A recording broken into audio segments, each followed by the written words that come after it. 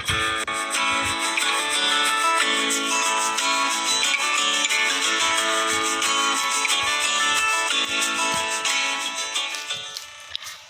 kasih teman-teman, pada video kali ini kita akan membahas tentang konsep dasar ekonometrika. Jadi seperti kita ketahui, riset di bidang ekonomi, keuangan, manajemen, pemasaran, dan disiplin ilmu terkait lainnya itu semakin bersifat kuantitatif. Oleh karena itu, mahasiswa pada semua jurusan, hampir di semua jurusan ekonomi itu diwajibkan untuk mengambil mata kuliah ekonometrika. Jadi secara sederhana bisa kita artikan bahwa ekonometrika itu merupakan sebuah pengukuran indikator ekonomi. Namun ekonometrika itu bukan hanya sekedar pengukuran secara kuantitatif terhadap konsep-konsep ekonomi seperti PDB atau produk domestik bruto, inflasi, import, ekspor. Namun ekonometrika juga itu bisa memiliki arti yang sangat luas, di mana secara luas ekonometrika dapat didefinisikan sebagai ilmu sosial di mana perangkat teori ekonomi, matematika, dan statistik inferensial diterapkan dalam menganalisis fenomena ekonomi. Jadi ini yang diambil dari dalam buku pengertian yang dalam buku Gujarati.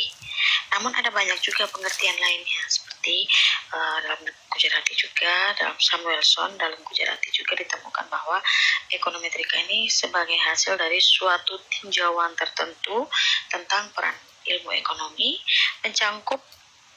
mencakup aplikasi statistik matematik atas data ekonomi guna memberikan dukungan empiris terhadap model yang disusun berdasarkan matematika ekonomi serta memperoleh hasil berupa angka-angka. Namun secara garis besar bisa kita artikan bahwa ekonometrika itu terdiri dari 3, yaitu teori ekonomi, matematika ekonomi, dan statistika ekonomi. Jadi ekonometrika itu merupakan mata kuliah yang patut dipelajari secara persis karena ada beberapa alasan. Jadi tiga teori tadi ini, teori ekonomi, matematika, dan statistika ekonomi ini menjadi alasan kenapa kita harus belajar ekonometrika. Jadi misalnya dalam teori ekonomi kita akan membuat pernyataan atau hipotesis yang sebagian besar itu bersifat kualitatif. Contohnya teori mikroekonomi itu mengatakan bahwa dengan asumsi hal-hal lain bersifat konstan yang kita kenal dengan istilah ceteris paribus, maka kenaikan harga suatu barang atau jasa diperkirakan akan menurunkan jumlah permintaan atas barang dan jasa tersebut. Jadi teori ekonomi mendalilkan suatu hubungan yang bersifat negatif atau terbalik antara harga dan jumlah permintaan barang yang dikenal dengan istilah kita disebutnya kaidah permintaan dengan kurva yang menurun, atau secara sederhana kita sebut kaidah permintaan. Nah, akan tetapi teori itu sendiri tidak memberikan suatu ukuran dalam angka mengenai kuat lemahnya hubungan di antara kedua variabel tersebut. Jadi dalam hal lain, teori ekonomi tidak menyebutkan berapa banyak permintaan barang atau jasa yang akan naik atau akan turun sebagai akibat dari perubahan tertentu atas harga atau barang dan jasa tersebut. Oleh karena itu, ekonometrika dengan teknik analisis tertentu akan menjawab hal ini dengan memberi informasi angka numeriknya. Nah, kemudian matematika ekonomi ini juga berhubungan erat dengan bagaimana teori ekonomi dinyatakan dalam bentuk persamaan matematika tanpa melakukan verifikasi kebenaran dan dari teori tersebut. Di lain pihak, ekonometrika ingin membuktikan kebenaran teori ekonomi secara empiris. Hal ini juga berlaku untuk statistika ekonomi. Begitu pula, hanya berhubungan dengan pengumpulan pengolahan dan penyajian data dalam berbagai bentuk informasi seperti tabel, diagram, grafik, dan lain sebagainya. Tetapi tujuan statistika ekonomi tidak untuk membuktikan teori ekonomi berdasarkan data yang telah dikumpulkan. Data yang diperoleh ini merupakan bahan analisis bagi ekonometrika. Nah, ekonometrika sendiri digolongkan menjadi dua, yaitu ekonometrika teoritik dan ekonometrika terapan. Nah, ekonometrika teoritik ini berkaitan dengan pengembangan metode-metode yang cocok untuk mengukur hubungan-hubungan ekonomi yang ditetapkan dalam model ekonometrika. Sedangkan ekonomi terapan itu membahas mengenai penggunaan atau penerapan metode ekonomi yang telah dikembangkan dalam ekonometrik terapan.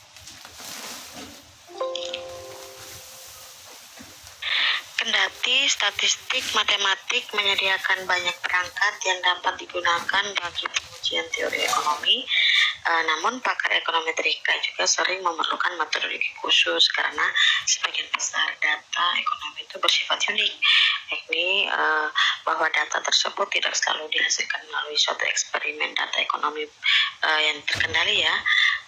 Seperti halnya pakar di bidang meteorologi, pakar ekonometrika umumnya tergantung pada data yang tidak dapat dikendalikan secara langsung. Jadi data tentang konsumsi, pendapatan, investasi, tabungan, harga-harga itu yang dikumpulkan oleh instansi pemerintah maupun swasta. Pada hakikatnya bukan dihasilkan dari suatu eksperimen. Nah, pakar ekonometrika ini mengambil data ini apa adanya. Hal ini menimbulkan persoalan-persoalan khusus yang biasanya tidak dihadapi dalam statistik matematik. Lagi pula, data semacam itu mungkin mengandung kesalahan pengukuran atau mungkin juga pembulatan, dan pakar ekonometrika mungkin perlu mengembangkan metode analisis khusus guna mengatasi masalah kesalahan pengukuran tersebut. Nah, metodologinya itu untuk metode ekonometrika yang pertama itu kita mulai dari membuat pernyataan teori atau hipotesis. Nah, pada langkah awalnya ini kita mencari teori ekonomi yang cocok dengan topik yang ingin kita pelajari. Dalam teori ekonomi tenaga kerja, jadi ada dua hipotesis yang saling berlawanan dengan pengaruh keadaan ekonomi terhadap kesediaan orang untuk bekerja. Hipotesis tenaga kerja berkurang menyatakan bahwa apabila keadaan ekonomi memburuk yang tercermin dari naiknya angka pengangguran, banyak penganggur yang putus asa dalam mencari pekerjaan dan kemudian memilih keluar dari angkatan kerja. Sebaliknya, ada hipotesis lain lagi, yaitu hipotesis tenaga kerja bertambah. Nah, ini menyatakan bahwa apabila keadaan ekonomi memburuk, banyak tenaga kerja sekunder yang saat ini belum memasuki pasar tenaga kerja, contohnya ibu rumah tangga, terus pelajar juga bisa, mungkin memutuskan untuk masuk ke dalam angkatan kerja seandainya pencari nafkah di keluarga tersebut kehilangan pekerjaannya.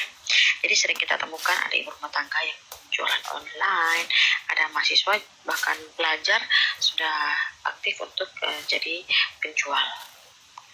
Nah, kendati pekerjaan yang didapat oleh tenaga kerja tersebut ini berupah rendah, penghasilannya dapat menutupi sebagian pendapatan yang hilang dari pencari nafkah utamanya. Jadi misalnya bapak keluarga menganggur, maka ibu rumah tangga yang dulunya itu tergolong dengan bukan mencari angkatan kerja, terpaksa harus melakukan pekerjaan seperti jualan online gitu ya. Apakah kemudian tingkat partisipasi angkatan kerja menjadi bertambah atau berkurang? Jadi itu akan tergantung pada kekuatan relatif antara efek tenaga kerja bertambah dan efek tenaga kerja berkurang. Bila efek tenaga kerja tadi bertambah atau hipotesis tenaga kerja tadi bertambah lebih dominan, maka tingkat partisipasi angkatan kerja akan meningkat kendati pun angka pengangguran tinggi. Sebaliknya, jika efek tenaga kerja berkurang lebih dominan, maka tingkat partisipasi angkatan kerja akan menurun. Nah, bagaimana kita dapat menyelidiki hal ini? Nah, inilah yang akan sekarang kita pelajari dan kita menjadi pertanyaan empiris untuk kita. Nah, untuk keperluan untuk menjawab pertanyaan empiris tadi, maka kita memerlukan informasi kuantitatif. Nah, informasi yang kita butuhkan itu yang pastinya data yang akan menjawab tentang pengaruh relatif tadi. Nah, ada dua yang variabel akan kita ambil, yaitu angka pengangguran dan tingkat partisipasi angkatan kerja. Nah, data yang akan kita gunakan ini juga ada berbagai macam jenis data. Nanti akan kita bahas berikutnya. Langkah berikutnya adalah menentukan model matematis dari teori tersebut. Nah, untuk mengetahui pengaruh angka pengangguran terhadap tingkat partisipasi angkatan kerja, maka hal pertama yang perlu dilakukan adalah kita menggambarkan kedua variabel tersebut dalam bentuk diagram pencar atau scatter diagram. Diagram pencar tersebut itu bermanfaat untuk memperlihatkan bahwa bagaimana korelasi antara tingkat partisipasi angkatan kerja itu berkorelasi negatif dengan angka pengangguran, yang kemungkinan menyiratkan bahwa efek tenaga kerja berkurang lebih besar daripada efek tenaga kerja bertambah sebagai taksiran awal. Nah, kita dapat menggambar sebuah garis lurus melalui titik-titik yang terpencar dan menuliskan hubungan antara tingkat partisipasi angkatan kerja dan angka pengangguran dengan model matematis sederhana. Persamaan ini menunjukkan bahwa tingkat partisipasi angkatan kerja itu berkorelasi linear dengan angka pengangguran. Beta 1 dan beta 2 itu disebut sebagai parameter dari fungsi linear, di mana beta 1 itu disebut juga dengan titik potong yang menyatakan besarnya nilai tingkat partisipasi angkatan kerja bila mana angka pengangguran sebesar 0. Sedangkan beta 2 disebut sebagai kemiringan atau slope, yang kemiringan tersebut mengukur tingkat perubahan tingkat partisipasi angkatan kerja untuk setiap 1 unit perubahan angka pengangguran. Atau secara lebih umum dapat dikatakan bahwa kemiringan atau lereng mengukur tingkat perubahan nilai variabel di sisi kiri bersamaan untuk setiap unit perubahan nilai variabel di sisi kanan bersamaan. Koefisien kemiringan beta 2 ini dapat bernilai positif apabila hipotesis tenaga kerja atau efek tenaga kerja bertambah lebih besar daripada efek tenaga kerja berkurang, atau negatif apabila efek tenaga kerja berkurang lebih besar daripada efek tenaga kerja bertambah. Jadi kalau kita perhatikan scatter di atas ini, nah ini merupakan tingkat partisipasi angkatan kerja dan ini merupakan angka pengangguran. Nah, berdasarkan scatter di atas ini bisa kita lihat bahwa kedua variabel tersebut berkorelasi secara terbalik atau negatif. Hubungan antara keduanya itu tidaklah benar-benar linear, karena bila kita menggambar sebuah garis lurus yang melalui 23 titik data, misalnya ada 23, tidak semua titik data terletak persis di garis lurus tersebut. Jadi bisa saja titik-titik data itu ada yang berada di kisaran garis ini. Scatter ini jadi tidak serta-merta berada atau sejajar dengan garis scatter ini. Nah, perlu kita ingat bahwa untuk menggambar sebuah garis lurus, kita hanya memerlukan 2 titik saja. Mengapa kita ke-23 titik data tersebut tidak persis berada di garis lurus? Kita hanya yang dinyatakan dalam model matematis seperti yang kita lihat, yaitu tingkat partisipasi angkatan kerja sama dengan beta 1 tambah beta 2 angka pengangguran. Jadi kita harus ingat bahwa data kita tentang angka tenaga kerja atau angkatan kerja dan pengangguran tidak. Jadi sebagaimana telah dinyatakan sebelumnya, di samping hipotesis tenaga kerja bertambah dan tenaga kerja berkurang, barangkali ada faktor-faktor lain lagi yang mempengaruhi keputusan orang untuk masuk ke dalam angkatan kerja. Sebagai akibatnya, hubungan yang teramati antara tingkat partisipasi angkatan kerja dan angka pengangguran mungkin tidak tepat. Nah, untuk memasukkan pengaruh semua variabel lain, maka itu kita akan sebut dengan membuat model baru, yaitu memasukkan model ekonometrika, menentukan model statistik atau ekonometrik dari teori tersebut. Jadi itulah gunanya manfaat ekonometrika gitu, bahwa kita melihat bahwa ada faktor-faktor lain lagi yang bisa mempengaruhi tingkat partisipasi angkatan kerja selain angka pengangguran. Nah, biasanya untuk memasukkan pengaruh semua variabel lain itu kita simbolkan dengan variabel mu, sehingga kita tambahkan di sini tambah mu. Nah, di mana mu ini menyatakan faktor kesalahan acak atau sederhana disebut dengan gangguan acak. Variabel mu ini mewakili semua faktor selain angka pengangguran yang mempengaruhi tingkat partisipasi angkatan kerja, tetapi tidak ditunjukkan secara eksplisit di dalam model. Jadi misalnya ada variabel lain yang bisa mempengaruhi meningkatnya tingkat partisipasi angkatan kerja, misalnya hobi atau mungkin selera seseorang, atau mungkin ada faktor lain misalnya untuk membayar utang, lain utang akhirnya mempengaruhi seseorang untuk mau berjualan online.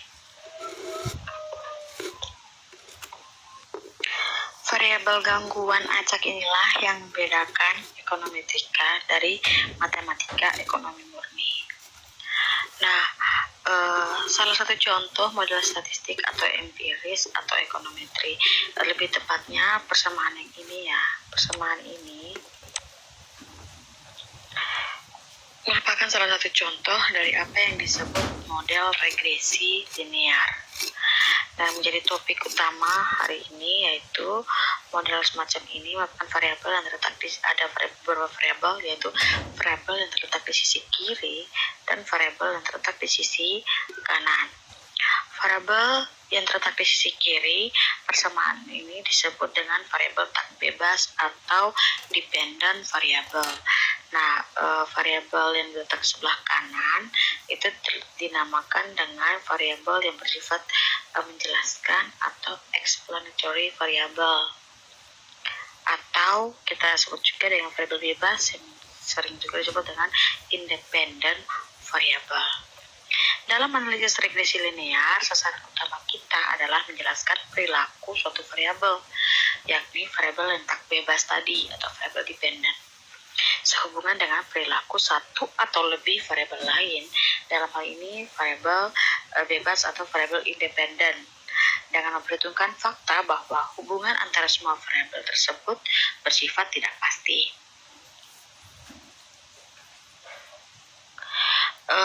Untuk model ekonometri yang itu ada tambahan gangguan acak atau biasa kita sebut dengan galat ya. Mungkin kita akan lebih sebut itu dengan istilah galat. Itu adalah galat. Nah, hal ini berarti dalam persamaan sebelum adanya galat ini berarti bahwa matematika ekonomi dan ekonometrika itu merupakan dua disiplin ilmu yang bersifat saling melengkapi. Jadi kalau matematika tadi tidak menampilkan galat karena memang hanya memmatematikakan teori yang ada gitu. Kemudian di dalam teori ekonometri kita menambahkan galat. Kenapa? Karena kita melihat bahwa ada faktor lain lagi yang dapat mempengaruhi tingkat partisipasi angkatan kerja, di mana data yang kita peroleh itu, data awal itu tuh adalah data yang tidak dilakukan dengan sebuah percobaan, sehingga kita bisa mengantisipasi atau bisa melihat lain lagi bahwa ternyata ada variabel-variabel lain yang bisa mempengaruhi tingkat partisipasi angkatan kerja selain angka pengangguran.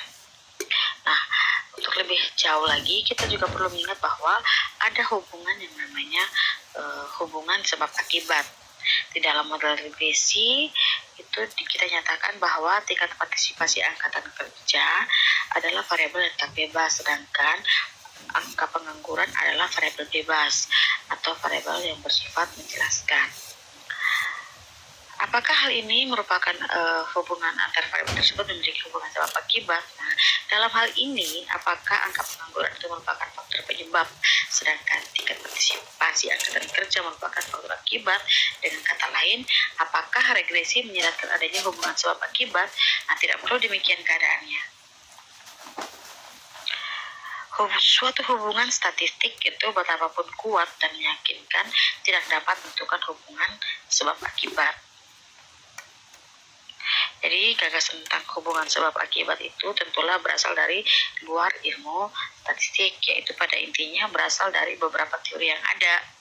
Contohnya kita teori ekonomi, hipotesis tenaga kerja berkurang yang menentukan ada tidaknya hubungan sebab akibat antara variabel tak bebas dan variabel bebas. Jika hubungan sebab akibat tidak dapat ditentukan, maka lebih tepat bila kita menyebut hubungan atau sebagai prediktif atau sebagai hubungan prediktif. Berdasarkan nilai angka pengangguran tertentu, dapatkah kita memprediksi besarnya tingkat partisipasi angkatan kerja. Langkah berikutnya adalah menaksir parameter dari model ekonometri yang sudah dipilih. Nah, parameter bagaimana cara kita menentukan taksiran? Untuk menentukan parameter kita menggunakan taksiran. Nah, bagaimana cara kita memperoleh angka-angka taksiran untuk kedua parameter ini? Untuk parameter beta 1 dan beta 2, maka kita akan menggunakan OLS atau ordinary least square atau bahasa Indonesia adalah metode kuadrat terkecil biasa atau metode kuadrat terkecil. Nah, nanti untuk gambaran datanya akan kita tuliskan di video selanjutnya ya. Jadi ini hanya cuman gambaran datanya. Nah, untuk taksirannya di sini kita menaksir bahwa beta 1-nya adalah 69,99 dan beta 2-nya adalah minus 0,65. Nah, untuk menyambalkan persamaan kita ini adalah sebuah taksiran, maka kita akan menggunakan topi. Topi ini bisa dilambangkan bahwa persamaan ini merupakan taksiran. Nah, jadi di sini kita bisa lihat taksiran dari beta 1 70. Nah, di sini kira-kira 70 dan beta 2 itu kira-kira minus 0,65. Nah, jika angka pengangguran meningkat sebesar 1 unit, yakni 1%, maka ceteris paribus atau tingkat partisipasi angkatan kerja diperkirakan akan menurun rata-rata sekitar 0,65%. Angkatan kerja sebesar rata-rata 0,65% yang barangkali menunjukkan bahwa efek tenaga kerja berkurang lebih dominan. Kita mengatakan secara rata-rata karena keberadaan variabel galat itu sebagaimana yang telah kita sebutkan sebelumnya membuat hubungan antara tingkat partisipasi angkatan kerja dan angka pengangguran menjadi tidak begitu tepat. Sedangkan nilai 69,99 ini maksudnya adalah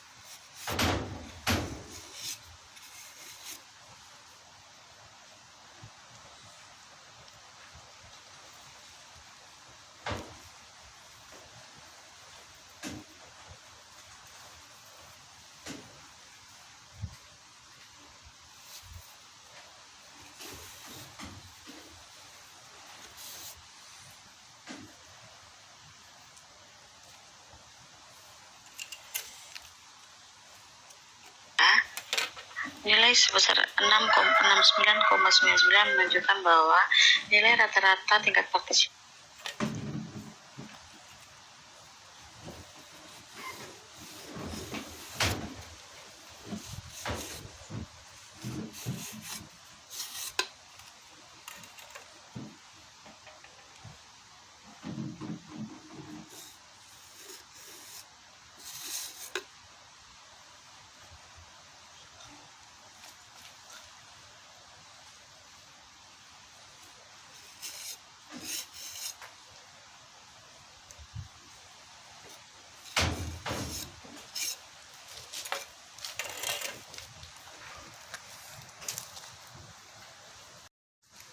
Halo?